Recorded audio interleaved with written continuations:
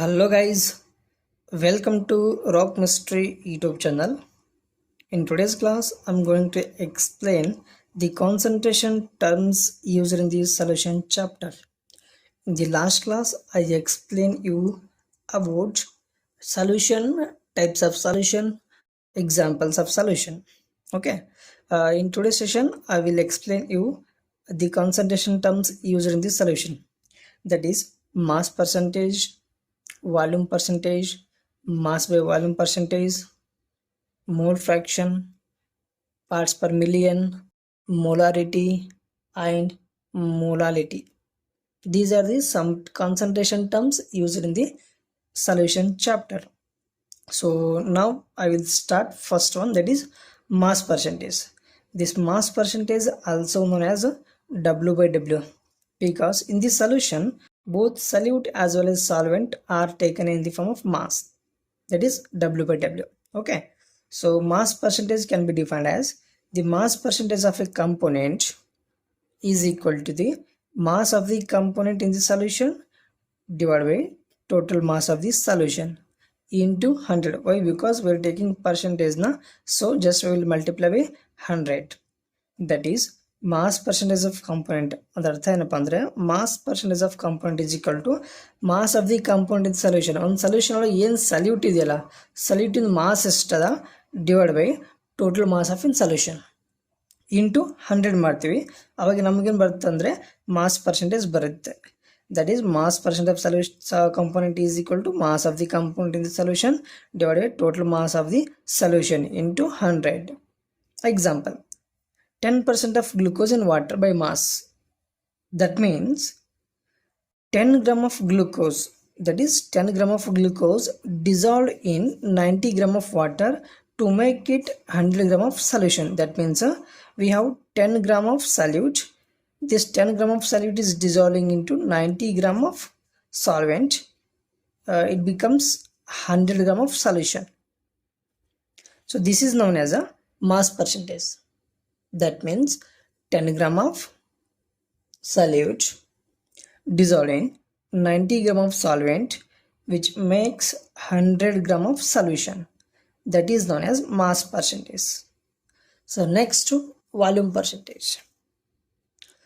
Volume percent of a component can be defined as volume of the component divided by total volume of the solution into 100. Again, why I am multiplying here 100 by, because we are taking volume percentage. Therefore, volume percentage of a component is equal to volume of the component divided by total volume of the solution into 100. Again, example, 10% of ethanol solution in water by volume. This is very important. Here I have taken by mass, but here I am taking by volume. This means a 10 ml of ethanol is dissolved in 90 ml of water to make it 100 ml of solution. Say example, 10 ml of ethanol is dissolved in 90 ml of water to forms 100 ml of solution. So this is known as volume percentage. Okay, one very important note is there, just focus here. What is this note? The 35% of solution of ethylene glycol, 35% of solution of ethylene glycol acts as an anti-freezing agent. Anti-freezing agent means which prevents the freezing of any substance. That is known as an anti-freezing agent. Which is used in car for cooling the engine. Engine cool ಮಾಡಬೇಕಾದ್ರೆ ಇದು use ಮಾಡ್ತಾರೆ. ಯಾವುದು ಆ್ಯಂಟಿ freezing ಏಜೆಂಟಾಗಿ use ಮಾಡ್ತಾರೆ. ಯಾವುದಪ್ಪ ಅಂದರೆ ethylene glycol use ಮಾಡ್ತಾರೆ. ಏನು ಮಾಡ್ತದಪ್ಪ ಅಂದರೆ which prevents the freezing of water. So example if countries like Switzerland, Netherlands, ಹಿಂಗೆ ಏನು ಕಂಟ್ರೀಸ್ ಅವಲ್ಲ ಅಲ್ಲ, ಆಲ್ಮೋಸ್ಟ್ ಯಾವಾಗಲೂ ಏನಾಗ್ತದಪ್ಪ ಅಂದರೆ ಏನಂತ ಅದಕ್ಕೆ ಹಿಮ ಬೀಳ್ತಿರ್ತದೆ.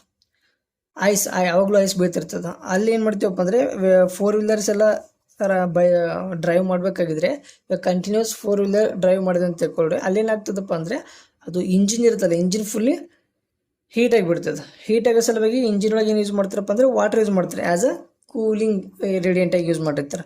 ಆ ಕೂಲಿಂಗ್ ರೇಡಿಯಂಟಾಗಿ ಯೂಸ್ ಮಾಡಿದಾಗ ಅಲ್ಲಿ ಟೆಂಪ್ರೇಚರ್ ಆಬ್ವಿಯಸ್ಲಿ ಕಡಿಮೆ ಇದೆ. ಟೆಂಪ್ರೇಚರ್ ಕಡಿಮೆ ಇದೆ ಅಂದರೆ ಅದು ಫ್ರೀಸ್ ಆಗೋ ಚಾನ್ಸ್ ಇರ್ತದೆ. 0 ಡಿಗ್ರಿ ಸೆಲ್ಸಿಯಸ್ಗಿಂತ ಅಷ್ಟು ಇದ್ದಾಗ ಫ್ರೀಸ್ ಆಗೋ ಚಾನ್ಸ್ ಇರ್ತದೆ. ವಾಟರ್ ಬಿಕಮ್ಸ್ ಸಾಲಿಡ್ ಆಗುತ್ತೆ, means liquid water becomes solid ಆಗುತ್ತೆ. ವಾಟರ್ ಸಾಲಿಡ್ ಆಯ್ತಪ್ಪ ಅಂದರೆ ಅದು ಇಂಜಿನ್ ಕೂಲ್ ಮಾಡಲ್ಲ. ಸೊ ಯಾಕೆ ಕೂಲ್ ಮಾಡಲ್ಲಪ್ಪ ಅಂದರೆ ವಾಟರ್ ಏನಾಗಿರ್ತಲ್ಲಿ ಸಾಲಿಡ್ ಫಾರ್ಮ್ದಾಗ ಬಂದಿರ್ತದೆ. ಸೊ ವಾಟರ್ ಸಾಲಿಡ್ ಫಾರ್ಮ್ದಾಗ ಬಂದದಪ್ಪ ಅಂದರೆ ಅದು ಕೂಲ್ ಮಾಡೋಕ್ಕಾಗೋದಿಲ್ಲ. ಅದಕ್ಕೆ ಏನು ಮಾಡ್ತೀವಿ, ದಟ್ ವಾಟರ್ ಸಾಲಿಡ್ ಫಾರ್ಮ್ದಾಗ ಬರಬಾರ್ದು ಅಂತ ಪ್ರಿವೆಂಟ್ ಮಾಡ್ತೀವಿ by adding some anti freezing agent like 35% of ethylene glycol. This 35% of ethylene glycol is known as a anti freezing agent. ಇದು ಏನು ಮಾಡ್ತಪ್ಪ ಅಂದರೆ which prevents the early freezing of water.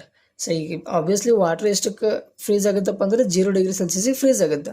But this anti freezing agent which prevents the early freezing of water, ಅದು freeze 0 degree ಸೆಲ್ಸಿಯಸ್ಗೆ ಆಗ್ತೈತಲ್ಲ, ಆ 0 degree Celsius ಆಗೋದು ಏನು ಮಾಡ್ತಪ್ಪ ಅಂದರೆ ಪ್ರಿವೆಂಟ್ ಮಾಡಿ ಮೈನಸ್ ಒಳಗೆ ಹೋಯ್ತದೆ, ಕಡಿಮೆ ಡಿಗ್ರಿ ಸೆಲ್ಸಿಯಸ್ ಒಳಗೆ ಹೋಯ್ತದೆ. ಎಷ್ಟಕ್ಕೆ ಹೋಯ್ತದಪ್ಪ ಅಂದರೆ which freeze the water at -17.6 degree Celsius.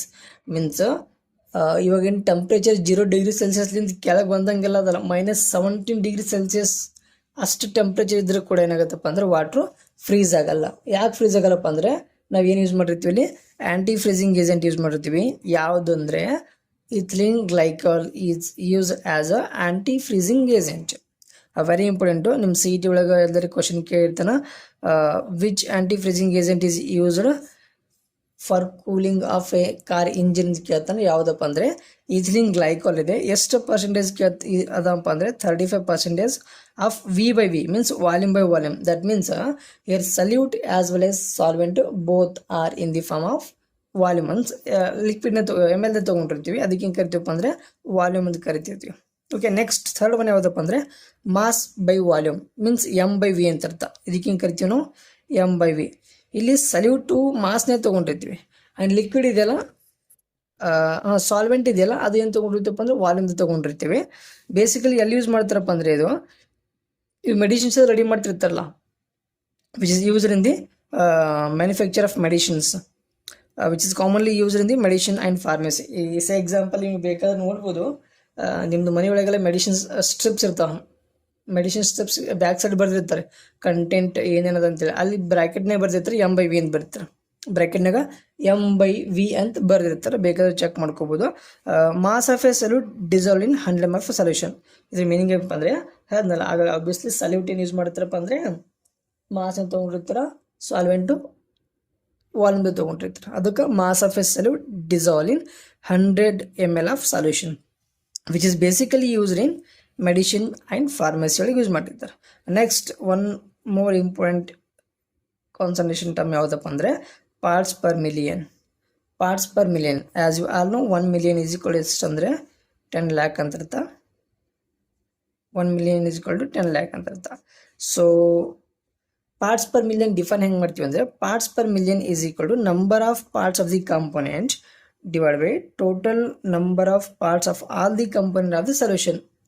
Similarly mass percentage ಹೆಂಗೆ ಮಾಡಿದ್ವಲ್ಲ, mass of solute divide by total mass of the solution ಅಂತ ಹೇಳಿದ್ವಲ್ಲ, ಸೇಮ್ ಏನಾಗಿತ್ತೇವಪ್ಪ ಅಂದರೆ number of parts of the component divide by total number of parts of all the component of the solution into ಏನು ಮಾಡಿದ್ದೀವಪ್ಪ ಅಂದರೆ 10⁶ ಮಾಡಿದ್ವಿ. This is very important. ಅಲ್ಲಿ percentage ತೆಗಿತಿದ್ವಿ, ಏನು ಮಾಡಿದ್ದೀವಪ್ಪ ಅಂದರೆ 100 ಮಲ್ಟಿಪ್ಲೈ ಮಾಡಿದ್ವಿ. ಇಲ್ಲಿನೂ ಪರ್ಸೆಂಟೇಜ್ ತೆಗಿತೀವಿ, ಬಟ್ ಪರ್ ಮಿಲಿಯನ್ ತೆಗಿತೀವಿ. ಪರ್ ಮಿಲಿಯನ್ ಅಪ್ಪ ಅಂದರೆ 10⁶ ಅಂತ ಅರ್ಥ, 10⁶ ಅಂತ ಅರ್ಥ. So number of parts of the component divide by total number of parts of all the component to the solution into 10⁶ multiply ಮಾಡಿರ್ತೀವಿ ಇಲ್ಲಿ. ಇದಕ್ಕೆ ಹೆಂಗೆ ಕರಿತೀವಪ್ಪ ಅಂದರೆ ಪಾರ್ಟ್ಸ್ ಪರ್ ಮಿಲಿಯನ್ ಅಂತ ಕರಿತೀವಿ. ಇದಕ್ಕೊಂದು ಬೆಸ್ಟ್ ಎಕ್ಸಾಂಪಲ್ ಹೇಳ್ಬೇಕಾಗಿತ್ತಪ್ಪ ಅಂದರೆ ಇವಾಗ 2-wheeler ಬೈಕ್ಸ್ ಎಲ್ಲ ಎಮಿಷನ್ ಟೆಸ್ಟಿಗೆ ಕೊಡ್ತಿರ್ತೀವಿ ನಾವು. ಆ ಎಮಿಷನ್ ಟೆಸ್ಟ್ ಕೊಟ್ಟಾಗ ಏನು ಮಾಡ್ತಾರಪ್ಪ ಅಂದರೆ ಅವರು ನಮ್ಮದು ಎಂಜಿನ್ ಒಳಗೆ ಏನು ಪೆಟ್ರೋಲ್ ಅದು ಡೀಸೆಲ್ ಪೆಟ್ರೋಲ್ ಯೂಸ್ ಮಾಡಿರ್ತೀವಲ್ಲ, ಆ ಪೆಟ್ರೋಲ್ ಯೂಸ್ ಮಾಡಿದಾಗ ಪೆಟ್ರೋಲಿಂದ ಎಷ್ಟು percentage means parts per million ಅದರೊಳಗೆ ಎಷ್ಟು amount of carbon dioxide release ಆಗಿರ್ತದ, ಎಷ್ಟು amount of carbon monoxide release ಆಗಿರ್ತದ ಆ್ಯಂಡ್ ಎಷ್ಟು ಅಮೌಂಟ್ ಆಫ್ ಆಕ್ಸಿಜನ್ ರಿಲೀಸ್ ಆಗುತ್ತೆ ಅಂತ ಹೇಳ್ಕೊಡ್ಬೇಕಾಗಿದ್ರೆ they will mention in the form of PPM. See example 16 ppm, 12 ppm, 0.2 ppm ಈ ಥರ ಬರೆದು ಕೊಟ್ಟಿರ್ತಾರೆ ನಿಮಗೆ ಎಮಿಷನ್ ಕಾರ್ಡ್ ಒಳಗೆ. ಎಮಿಷನ್ ಕಾರ್ಡ್ ಒಳಗೆ ಏನು ಬರೀತಾರಪ್ಪ ಅಂದರೆ ಪಾರ್ಟ್ಸ್ ಪರ್ ಮಿಲಿಯನ್, 1 ಮಿಲಿಯನ್ ಒಳಗೆ ಇಷ್ಟು parts of carbon dioxide emit ಆಗಿರ್ತದ, 1 ಮಿಲಿಯನ್ ಒಳಗೆ ಇಷ್ಟು parts per carbon monoxide release ಆಗುತ್ತೆ ಅಂತ ಹೇಳ್ಕೊಟ್ಟಿರ್ತಾರೆ. ಅದಕ್ಕೆ ಏನು ಕರಿತೀವಪ್ಪ ಅಂದರೆ ಪಾರ್ಟ್ಸ್ ಪರ್ ಮಿಲಿಯನ್ ಅಂತ ಕರಿತೀವಿ. ನೆಕ್ಸ್ಟ್ ಏನದಪ್ಪ ಅಂದರೆ ಒಂದು ನೋಟ್ ಇದೆ, this method is used only salute is present in trace quantity. So example ನಿಮ್ಮ ಅಟ್ಮಾಸ್ಫಿಯರ್ ಒಳಗೆ ಭಾಳ ಅವ, ಈ ನೈಟ್ರೋಜನ್ ಅದ, ಆಕ್ಸಿಜನ್ ಅದ, ಇಂಥವೆಲ್ಲ ಅದಾವಲ್ಲ ಭಾಳ ಮೈನ್ಯೂಟ್ ಟ್ರೇಸ್ ಅಂದರೆ ಫುಲ್ ಮೈಕ್ರೋಸ್ಕೋಪಿಕ್ ಅಂತ ಹೇಳ್ತಾರೆ, ಅಷ್ಟು ಮೈನ್ಯೂಟ್ ಟ್ರೇಸ್ ಒಳಗವಲ್ಲ. ಅದಕ್ಕೆ ಹೆಂಗೆ ಎಕ್ಸ್ಪ್ರೆಸ್ ಮಾಡ್ತೀವಿ ಅಂದರೆ in the form of PPM, parts per ಮಿಲಿಯನ್ದಾಗ ಎಕ್ಸ್ಪ್ರೆಸ್ ಮಾಡಿರ್ತೀವಿ. Next very important concentration term ಯಾವುದಪ್ಪ ಅಂದರೆ mole fraction. Very important mole fraction. ಭಾಳ ಸಲ ನಿಮ್ದು ಎಕ್ಸಾಮ್ದಾಗ ಕೇಳ್ತಾನೆ. ಸೊ ಈ ಸತಿಂದ 3 ಮಾರ್ಕ್ಸ್ ಎಕ್ಸಾಮ್ದಾಗ ಕೇಳಿದ್ದು ನಿಮಗೆ ಯಾವುದು 2024 ಒಳಗೆ ಥಿಯರಿ ಎಕ್ಸಾಮ್ದಾಗ 3 ಮಾರ್ಕ್ಸ್ ಒಳಗೆ ಮೋಲ್ ಫ್ರ್ಯಾಕ್ಷನ್ಯಾಗ ಒಂದು ಕ್ವಶನ್ ಕೇಳಿದ್ನು, ವೆರಿ ಇಂಪಾರ್ಟೆಂಟ್ ನ್ಯೂಮರಿಕಲ್ ಪಾರ್ಟ್ನಾಗ ಕೇಳಿದ್ನು. ಇದು ಏನು ಹೇಳ್ತದಪ್ಪ ಅಂದ್ರೆ mole fraction, even this is also one of the important of concentration terms. Okay, mole fraction can be represented as ಒಂಥರ ಎಕ್ಸ್ ಬರಿತೀವಿ, ಲಾಂಗ್ ಎಕ್ಸ್ ಬರಿತೀವಿ. ಅದಕ್ಕೆ ಏನು ಕರಿತೀವಪ್ಪ ಅಂದ್ರೆ ಚಿ ಅಂತ ಕರಿತೀವಿ, CHI ಚಿ ಅಂತ ಕರಿತೀವಿ. ಬಟ್ NCERT ಒಳಗೆ ದಿಸ್ ಎಕ್ಸ್ ಇದೆಯಲ್ಲ, ಈ ಎಕ್ಸ್ ಲಾಂಗ್ ಎಕ್ಸ್ ಹೆಂಗೆ ಬರ್ದಾನಪ್ಪ ಸಿಂಪ್ಲಿ ಎಕ್ಸೇ ಬರ್ದಾನವ. ಸೊ ನಾ ಇಲ್ಲಿ ಎಕ್ಸ್ ಅಂತ ಕರೀತೀನಿ, I call it is x only. To explain this mole fraction first will consider binary solution. As we all know, binary solution means we have two components. One is a solute and another one is a solvent. Two components. So I am considering the solvent as A and solute as B. Consider if I consider the number of moles of A and number of moles of B are Na and Nb. Okay, number of moles of andre actually number of moles anta eduk kariತೀವಪ್ಪ ಅಂದ್ರೆ number of moles is equal to number of particles. 1 mole is equal to, actually 1 mole is equal to number of particles present in 1/12. This is very important. 1/12 mass of an carbon 12 isotope. ಅಂದರೆ 1 mole ಒಳಗೆ ಎಷ್ಟು number of particles ಇರ್ತಾವಪ್ಪ ಅಂದರೆ 1/12 mass of an carbon isotope ಇರುತ್ತಲ್ಲ, ಅದ್ರೊಳಗೆ ಎಷ್ಟು particles ಇರ್ತಾವಲ್ಲ ಅದಕ್ಕೆ ಏನು ಕರಿತೀವಪ್ಪ ಅಂದರೆ 1 mole ಅಂತ ಕರಿತೀವಿ. ಇನ್ನೊಂದು ಸ್ವಲ್ಪ ಅರ್ಥ ಮಾಡ್ಕೋಬೇಕಾಗಿತ್ತಪ್ಪ ಅಂದರೆ 1 mole ಅಂತ ಎದಕ್ಕೆ ಕರಿತೀವಪ್ಪ ಅಂದರೆ atomic mass or we can say molecular mass of any atom or compound, ಅದಕ್ಕೆ ಏನು ಕರಿತೀವಿ 1 mole ಕರಿತೀವಿ. If I say 1 mole of sodium ಅಂದರೆ which is equivalent to the 23 gram of an sodium ಅಂತ ಅರ್ಥ. Similarly 1 mole is also known as a 6.023 10 power 23 number of particles. This 6.023 10 power 23 number of particles known as Avogadro's number, which is represented by Na ಅಂತ ಕರಿತೀವಿ. That is 1 mole is equal to 6.023 10 power 23 number of particles. This number of particles is also known as Avogadro's number, and this Avogadro's number is represented by Na, number with A and ಬರ್ತೀವಿ, subscript A ಬರ್ತೀವಿ. So this is known as 1 mole ಅಂತ ಅರ್ಥ.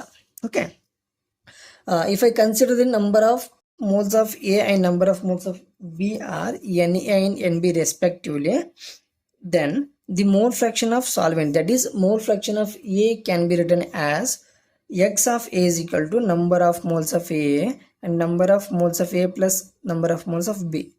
Means to which we have to calculate mole fraction, that should be written as a numerator, and total number of moles A and B can be written as in the denominator.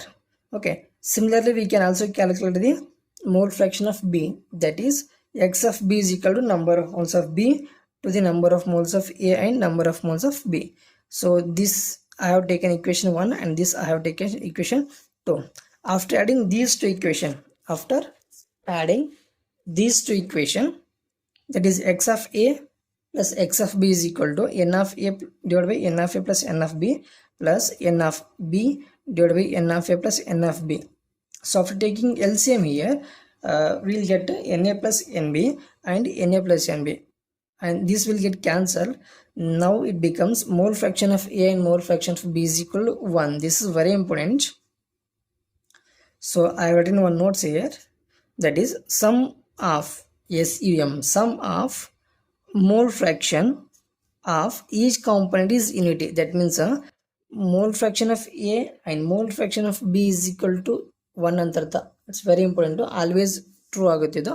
And ಇದ್ರ ಮೇಲೆ numericals ಕೇಳ್ತಾನೆ ನಿಮಗೆ. ಈಗ MCQs ಒಳಗೆ 1 ಮಾರ್ಕ್ಸಿಗೆ ಕೇಳ್ಬೋದು and 3 ಮಾರ್ಕ್ಸಿಗೆ ಕೇಳ್ಬೋದು. ಇಲ್ಲಿ focus ಮಾಡಿ ಏನಾಗುತ್ತೇನಪ್ಪ ಅಂದರೆ sum of mole fraction of each compound is unity, that is X of A plus X of B is equal to 1 ಅಂತ ಅರ್ಥ.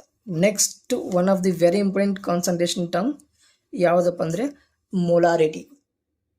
ಮೋಸ್ಟ್ ಫ್ರೀಕ್ವೆಂಟ್ಲಿ ಯೂಸ್ ಮಾಡ್ತೀವಿ ಯಾವುದಂದ್ರೆ ಮೊಲಾರಿಟಿ ಅಂತ ಅರ್ಥ. Definition of molarities: the number of particles, number of moles of solute dissolved in 1 liter of solution. This is very important. Number of moles of solute ಅಂದರೆ 1 moles of solute which is dissolved in 1 liter of solution. 1 liter of solution ಒಳಗೆ number of moles of particles dissolve ಮಾಡ್ತೀವಲ್ಲ ಅದಕ್ಕೆ ಏನು ಕರಿತೀವಿ ಅಂದರೆ molarity ಅಂತ ಕರಿತೀವಿ. and which is represented by capital M. Molarity is represented by capital M. The definition is number of moles of solute particles dissolved in 1 liter of in solution ಅಂತ ಅರ್ಥ. and the formula of this molarity is equal to moles of solute divided by volume of solution in liter. This is very important. Moles of solute can be represented as number of moles of solute N and volume of solution V, but this should be in liter ಅಂತ ಅರ್ಥ. ಇದು litre ಒಳಗಿರಬೇಕು, ಅಂದಾಗ ಮಾತ್ರ perfect ಆಗಿರ್ತದೆ. Suppose ನಮ್ಗೆ number of moles of solute ಕೊಟ್ಟಿರಲಿಲ್ಲ ಅಂತ ತಿಳ್ಕೊಳ್ರಿ. Suppose number of moles of litre ಕೊಟ್ಟಿರಲಿಲ್ಲ ಅಂದರೆ ಅವಾಗ ನಾವು ಹೆಂಗೆ ಮಾಡ್ತೀವಪ್ಪ ಅಂದರೆ as we all know number of moles of solute ಹೆಂಗೆ ಕಂಡಿದ್ದೀವಪ್ಪ ಅಂದರೆ number of moles is equal to given mass divided by molar mass. Okay, given mass by molar mass. This is the calculation of number of moles ಅಂತ ಅರ್ಥ. number of moles ಹೆಂಗೆ ಕಂಡಿದ್ದೀವಿ, that is if number of moles is not given and volume is not given in liter. Number of moles ಕೊಟ್ಟಿರಲಿಲ್ಲ and volume litre ಒಳಗೆ ಕೊಟ್ಟಿರಲಿಲ್ಲಪ್ಪ ಅಂದರೆ ಅವಾಗ formula ಏನಾಗ್ತದಪ್ಪ ಅಂದರೆ molarity is equal to this is number of moles ಏನು ಮಾಡ್ತೀವಿ ಆಗ ಹೇಳ್ದೆ ನಿಮ್ಗೆ given mass by molar mass. And as well know volume ಹಂಗೆ ಅದ as it is. But volume ಅದೇ ಕೊಟ್ಟನ ಈಗ ML ಕೊಟ್ಟನ. ML ಕೊಟ್ಟಿದ್ದು ಲೀಟ್ರ್ ಮಾಡಬೇಕಾಗಿತ್ತಪ್ಪ ಅಂದರೆ ಡಿವೈಡ್ ಬೈ 1000 ಮಾಡ್ತಿದ್ವಿ. ಬಟ್ ಅದಕ್ಕೆ ಮ್ಯಾಗ ಹೋದಾಗ ಏನಾಗುತ್ತೆ ಮಲ್ಟಿಪ್ಲೈ ಬೈ 1000 ಆಗ್ತದೆ.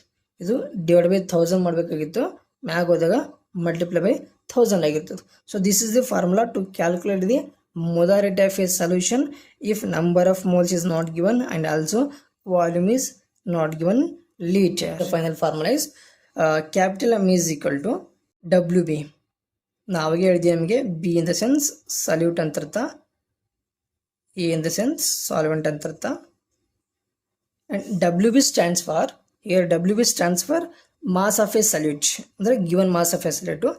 MB stands for molar mass of a solute, and this V in the sense volume in ml.